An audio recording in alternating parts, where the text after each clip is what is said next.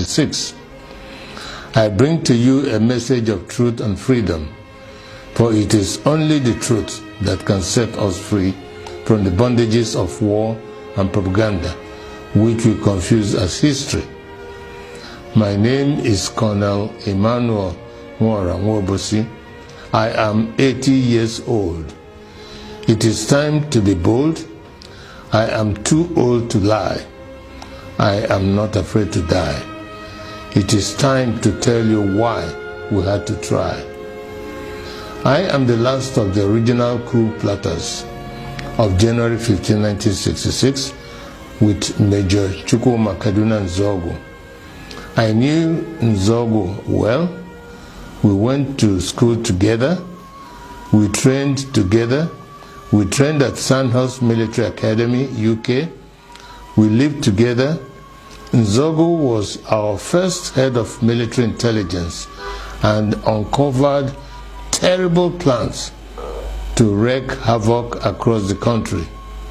We organized a group of progressive military officers to carry out a coup on 15 January 1966 to stop a jihad and bring sanity to Nigeria, steeped in nepotism, corruption, and mass murders. The government of Tafawa Balewa, controlled by the Premier of Northern Nigeria, Ahmadu Bello, were using us in the army to repress the Middle Belt and Western Nigeria. Houses and cars were burnt. Thousands were killed. There were 9 of us that planned the January 15th revolution. Majors Nzobo, Anuforo, Ifajuna, Ademoyega, Chukwuka, Okafor, Onwatuegwu, and Obienu, and myself. However, 4 of us started it: Major Ifajuna and Major Ademoyega in the south, and Major Nzobo and myself in the north. We then united as a single revolution. I am the last of the 4 original revolutionaries. None published the complete truth. Only me, Colonel Emmanuel Nwobo, is alive today to tell the final truth, so that the lies will not triumph forever. They used us to repress the Middle Belt and the Yorubas. When we saw genocide, we began to disobey orders and swore to stop them. For instance, Major Chris Anuforo refused to release mass murderers caught with weapons and was court-martialed. He was replaced by Major Hassan Katsina, a northern Muslim willing to act. I was in Abeokuta, but refused to repress Yorubas. Instead, I opened our barracks as a safe place for them to run to. They told many lies about the January 15 boys to justify their genocide. But it is those of us that planned the revolution that they should have killed, not the 3 million innocent Biafrans that knew nothing. For years, I kept quiet, blaming myself and wondering whether at 27 I was too radical, that my actions led to the death of millions. Today, the same evil in 1966 is being unleashed. As I watch, my sense of guilt has vanished, because we were not the evil.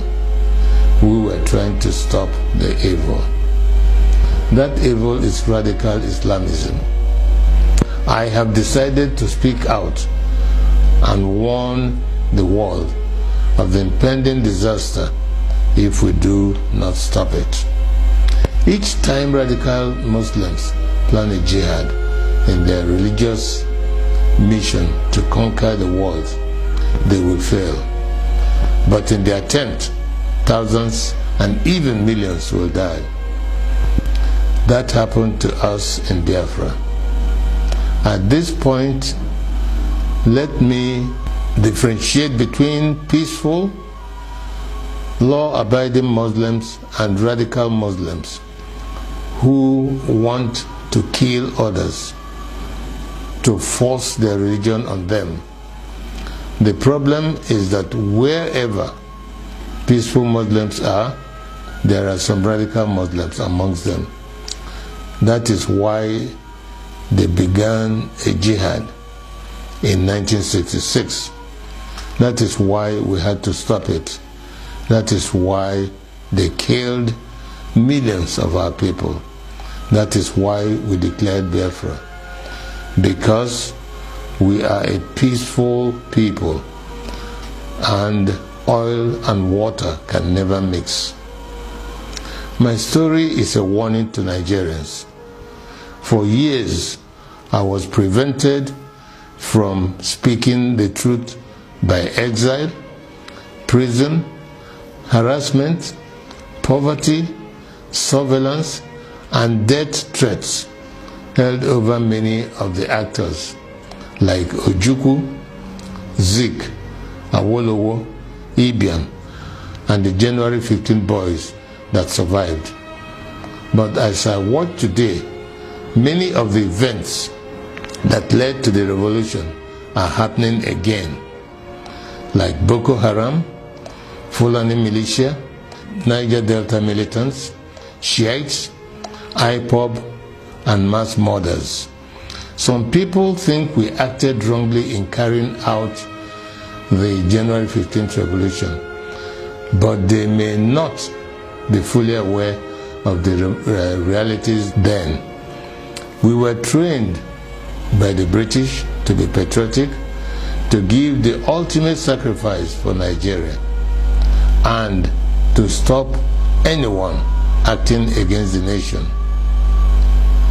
Instead of our leaders using us to defend Nigeria, they were using us to suppress the citizens. We decided to arrest them for their atrocities because no one was willing to act. Not Zik, the president, who was powerless, not Ironsi, the head of state of the army, who was a conservative. There were many reasons why we had to act. One, to stop the killings in Yoruba land and the Middle Belt by NPC, the ruling party.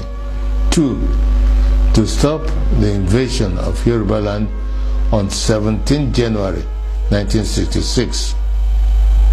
Three, to correct the massive rigging of the 1964 elections. Four, to free Awolowo from prison and make him the Prime Minister. Five, to stop the terrible corruption, nepotism, and regionalism of the NPC, the ruling party. Five, to stop Ahmadu Bello's planned jihad. It was good that we acted to save the Yoruba and the Middle Belt people, and we thought that was enough to stop the jihad. We could not foresee that they will massively attack innocent Igbos. Blame those who decided to massacre our people for their evil. Today, we are fighting Buhari. He is killing Shiite Muslims and IPOB members. With the benefit of hindsight, we can see other ways of dealing with such evil. But for us in 1966, we just wanted to save the people from massacre. I wish to congratulate Nnamdi Kanu and IPOB for the good work they are doing to free our people from Nigeria and radical Islamism. Many of our people do not understand how vast IPOB is as an organization and the quality of the people that run it. On arrival in Israel, I started meeting high-quality professionals, and I was amazed. I don't know how IPOB united power professionals abroad, power traders at home, and ordinary people from market women to even riff-raff, all under one IPOB family with worldwide radio and television. Every Igbo and Biafran should be proud of them. They are the strongest force we have today to achieve freedom for all Nigerians. No wonder they can take on the Nigerian government and win. However, it is money that makes things work. I shall donate 10% of all the profits of my new book to IPOB. It is my tithe to freedom. Tithing is God's tax to raise money for the government of the children of God. I urge you all to regularly do the same so we can have the resources to achieve our objectives. On this day of 15th January 2019, the anniversary of our revolution, I want to hand over to Nnamdi Kanu and IPOB the baton of the January 15 boys, to you to complete the revolution we started. I am Ogene Obosi, a chief and elder of the Obosi people. I bring to you the blessings of the ancients. I fought for Biafra. I was wounded for Biafra. I shall die for Biafra. He said,